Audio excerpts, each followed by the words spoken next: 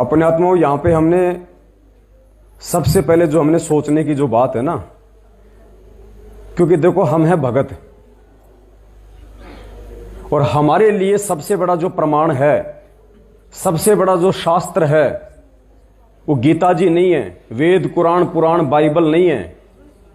हमारे लिए सबसे बड़ा यदि वर्तमान में कोई शास्त्र है, कोई वेद गीता कुरान पुराण है, तो केवल सतगुरुदेव जी के सत्संग हैं।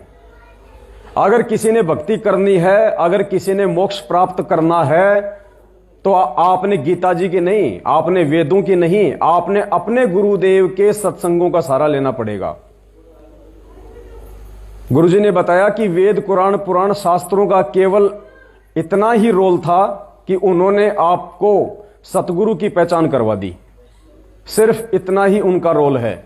बाकी वेदों में परमात्मा नहीं है, गीता जी में परमात्मा नहीं है। अगर होता तो दुनिया कब का निकाल लेती। वेदों में, गीता में, इन धर्मशास्त्रों में केवल उस तत्वदर्शी संत की पहचान बताई है, उसकी प्राप्ति नहीं बताई, उसकी पहचान बताई है। और वो पहचान भी पूज्य गुरुदेव जी ने आके ही करवाई, वरना इस दुनिया में कोई उनकी पहचान करने में भी सक्षम नहीं। तो हमारे लिए सबसे बड़ा यदि कोई शास्त्र है, सबसे बड़ा यदि कोई प्रमाण है, तो केवल हमारे गुरुदेव के सत्संग है, हमारे गुरुदेव के द्वारा लिखित पुस्तकें हैं। अगर हमने यकीन करना है तो हमने उन्हीं पे करना होगा, अन्यथा दूसरा कोई आधार इस परमात्मा की प्राप्ति का नहीं है।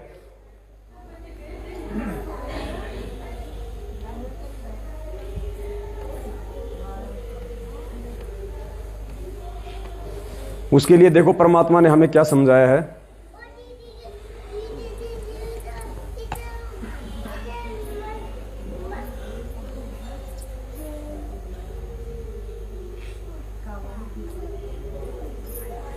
ये सत्संग सुनो, परमात्मा का मालिक ने हमें एक सत्संग के माध्यम से समझाया है, एक भगत का उदाहरण देके।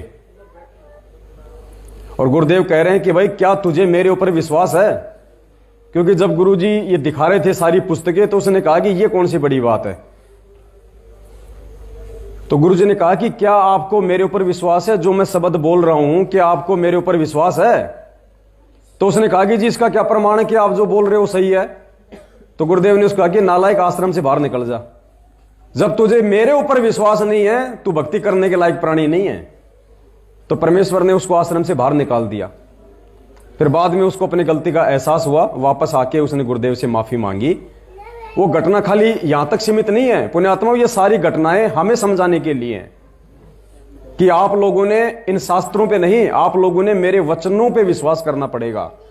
गुरुदेव ने अगर दिन में बोल दिया कि बेटा रात हो रही है, वो भले हमें वो दिन दिखाई दे रहा है, लेकिन हमने यही सोच के चलना है कि जो गुरुदेव कह रहे हैं वो सत्य है, ये मेरी ही आंखों का कोई भ्रम है।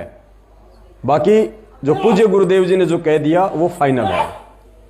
एक भक्त बुजुर्ग सा था, 70 वर्ष की आयु का है, भी था कि वो भी भक्त है, लेकिन वो कहते हैं भगत तो बन जाते हैं, लेकिन गुरु जी के वचनों पर अविश्वास करता तो भक्त नहीं। कारण क्या है कि हम उन संतों पर, ऋषियों पर पहले विश्वास, ब्लाइंड फेथ कर चुके हैं, जिनका ज्ञान आज एक आने का नहीं पाया इस परमात्मा की तत्व ज्ञान की रोशनी में। तो अब सभी वकील बन गए, इस दास को भी संशय की दृष्टि से देखते हैं। पुणात्मा ये अपना नोट कर लेना किसी भी कोने में, हृदय के में, दास जो वचन बोलेगा उसने 100 में तोल लिए पक्के पाओगे। आपने भूल के भी ये नहीं सोचना चाहिए कि ऐसे कैसे यहां नहीं हो सकता, ऐसा नहीं हो सकता।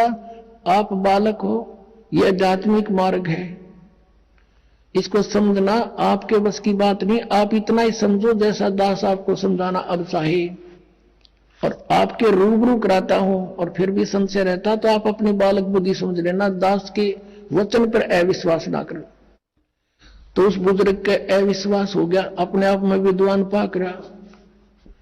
एक दिन मुझे लिख कर दे दिया कि आप झूठ बोलते हैं,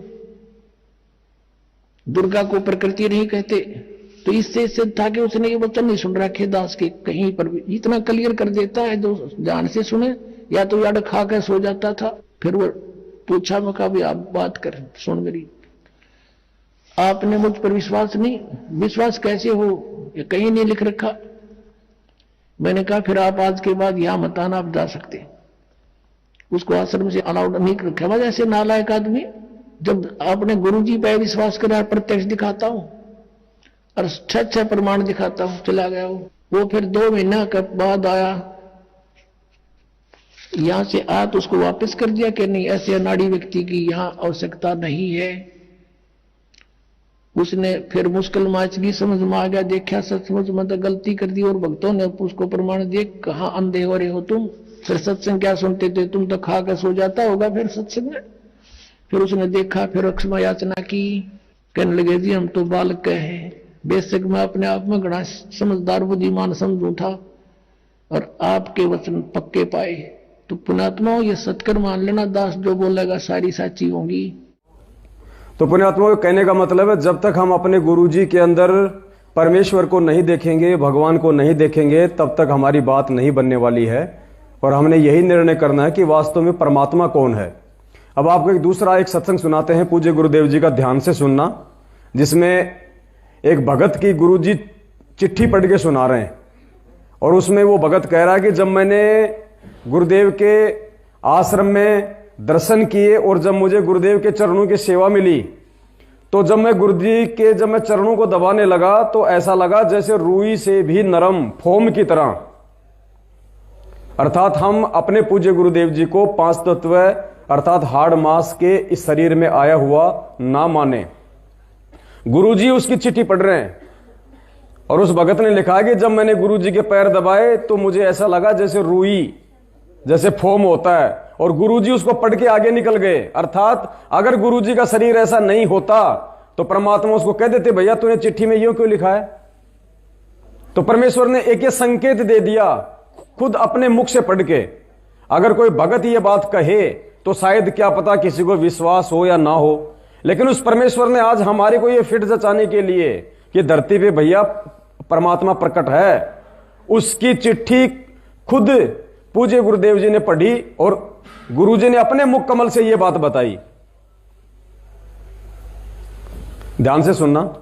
के बाद आश्रम करोथा में खाना खाया तो दर्द नहीं हुआ। दांतों को हाथ लगाकर देखा तो वो हिल रहे थे, लेकिन कम हिल रहे थे, और वो अब भी हिलते हैं, लेकिन तकलीफ नहीं।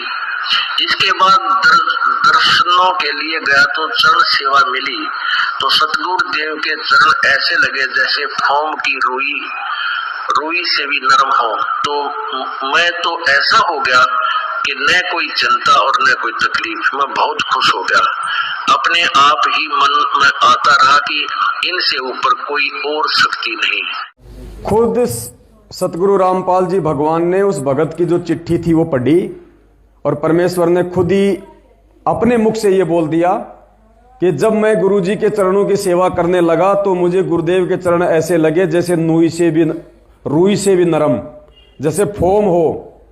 और फिर मुझे ये पक्का विश्वास हो गया कि इनसे बड़ी और कोई शक्ति।